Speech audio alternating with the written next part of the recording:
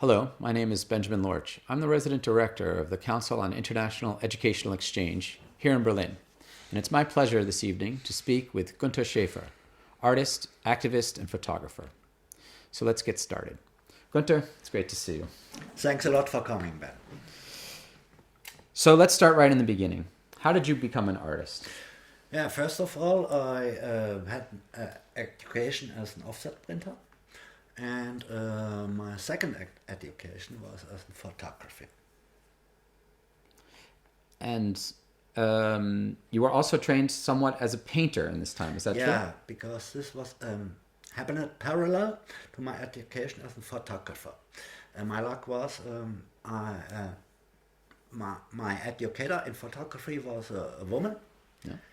He taught me in the style of the old masters, and her husband was an art professor.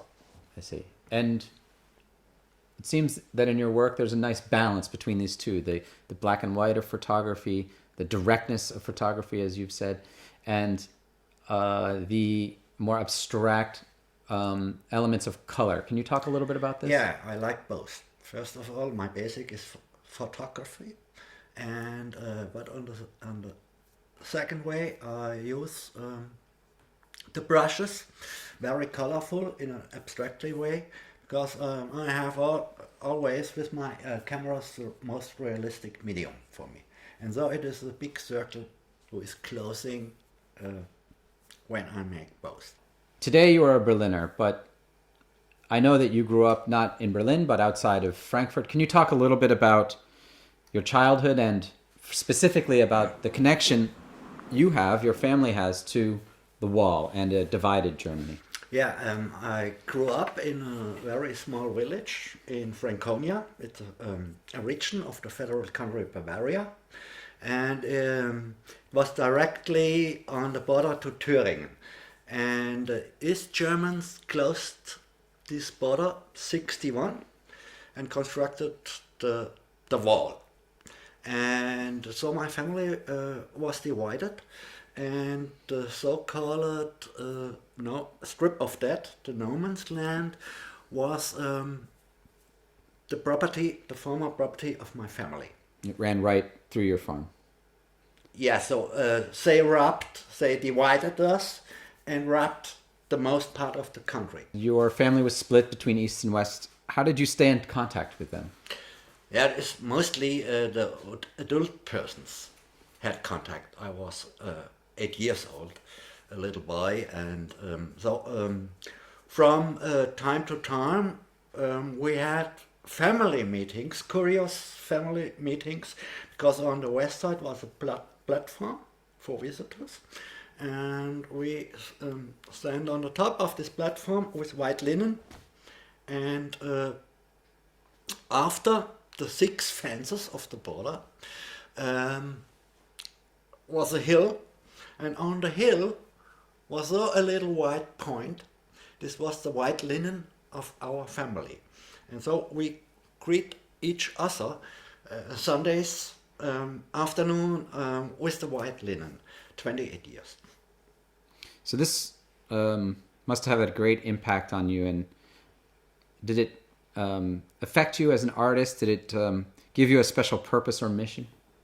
Yeah, maybe this was my first political influence, because my grandpa explained me a lot of the trouble between East and West Germany and what means communism in general. He was a survivor of the East Front in Russia, and it was my first political influence. Later in my youth, I was in Frankfurt. My father changed with his young family to Frankfurt for looking for a job, because the land on the west side of our family in Bavaria was too small. And so this was the next influence, because this in these times happened the so-called 68 revolution and also the Vietnam War. And I had a lot of American GI friends in Frankfurt. It was the headquarters of the American army, and the big philosophers like Adorno and so on was for a young man. All these three things, a very strong influence. Building, the construction of the wall has changed my life in my youth and my childhood, and the fall of the wall has changed my life again as an adult person. For me was the wall 6 fences in Bavaria in my childhood, and the wall was still there as a trauma, but it was necessary for surviving to push this trauma from time to time by side. And I think this is an agreement, yeah, with the mind, yeah, for surviving, yeah. And I think 1,000,000 people did it, yeah, in Germany, because we had the Cold War, we had big economic crisis, the first in the 70s, and so on. And also it was an arrangement with this monster wall, but this means the Iron Curtain, who were running through whole Europe. And it happened. It was not completely out of the mind, but in some decades it was not the important thing. The Cold War, the cruise missiles in the 80s, and the nuclear problems what we here had in Germany. So we were busy enough with other problems, and nobody of us had to imagine that the wall came down so fast. We thought really, at the statement of Erich Honecker, the last leader of East Germany, the wall will stand in 100 years too, yeah, became truth. And through your art, is your mission to capture beautiful objects, or do you see it more as a didactic process? First of all, from my basic, I'm an aesthetic. I was working also my first 10 years or 15 years as a professional photographer in advertising. Very nice things, beauty, fashion, nice items and jewelry and so on. But parallel, I was working also for musicians, for fine artists and so on. And step by step, my interests in photography changed from only beautiful things to serious political things. It was a long process, but continuous step by step. And in this process, describe the environment in which you worked. What is your now ideal environment to work in? Your ideal studio, for instance. Yeah, it has changed completely to political way and in a way of an activist when I did my first steps in Berlin. What was the experience of learning that the wall had been opened, that the wall had fallen? Yeah, I was in New York in this time, but 2 days later I flew directly to Frankfurt Main, took a car and drove to Berlin. It was a big hype. People were on emotion, and I was part of this crowd. And this was an incredible situation, because I'm a child of the border from the west side, but I am. And I was part of this big flow of euphoria. What did you try to capture those nights and days? It was a little bit like in trance, and I moved only in emotion and I followed my intention, and my photos are a result of reflections.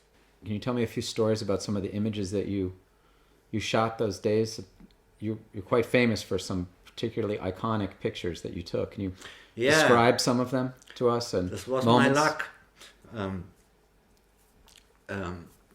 This reflexes what was a big luck for me, because some photos became really icon, and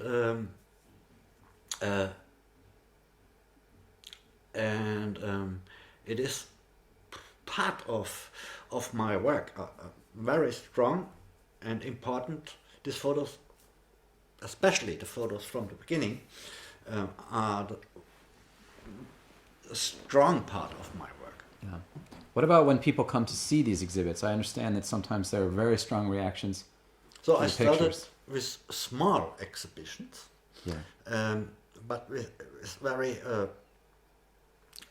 strong photos, and the work grew up from year to year, and the reaction of the people were very, very positive.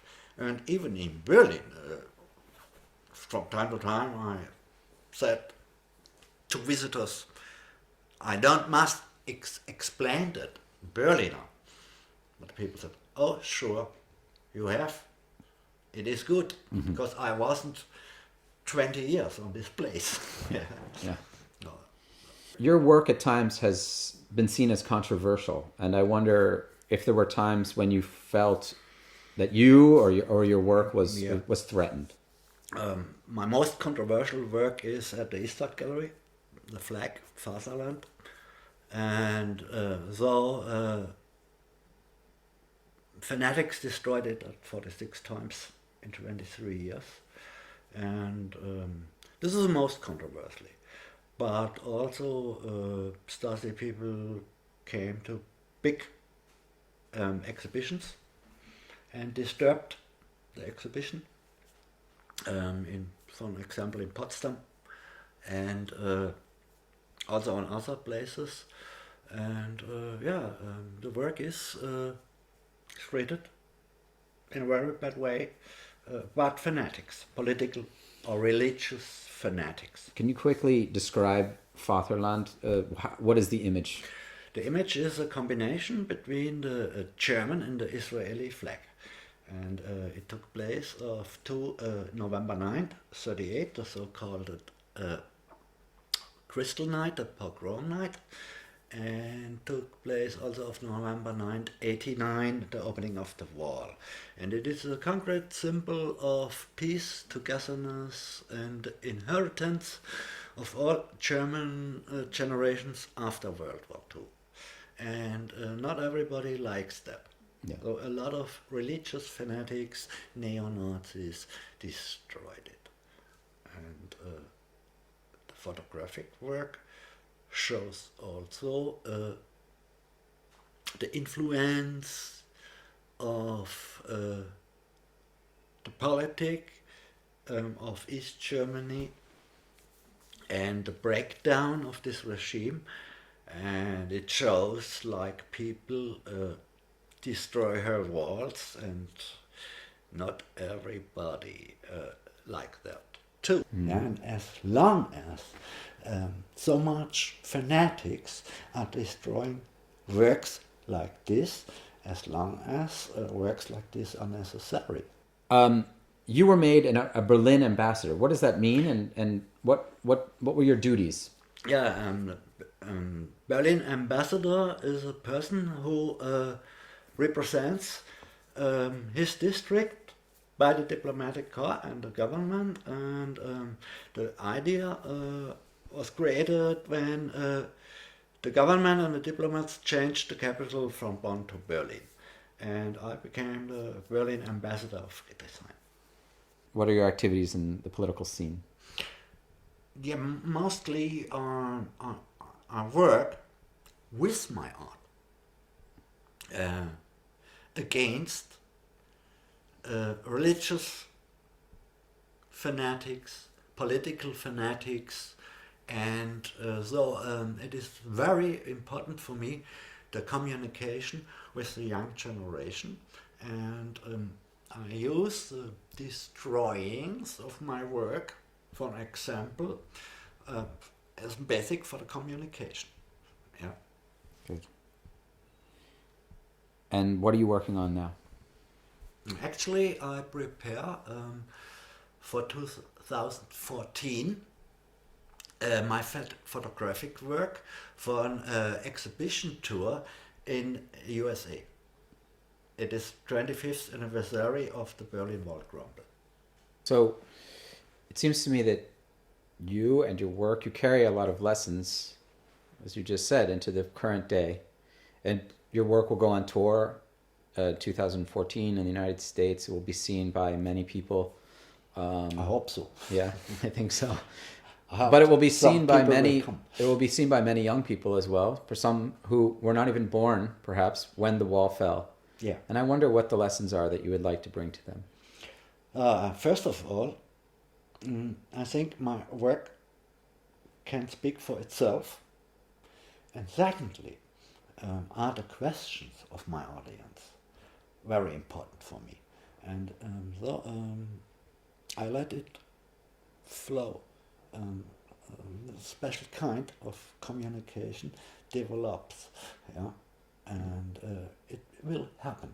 And this is an experience of 23 years exhibitions with this work. Thank you very much, Günther. You're welcome. Thanks a lot too. Good.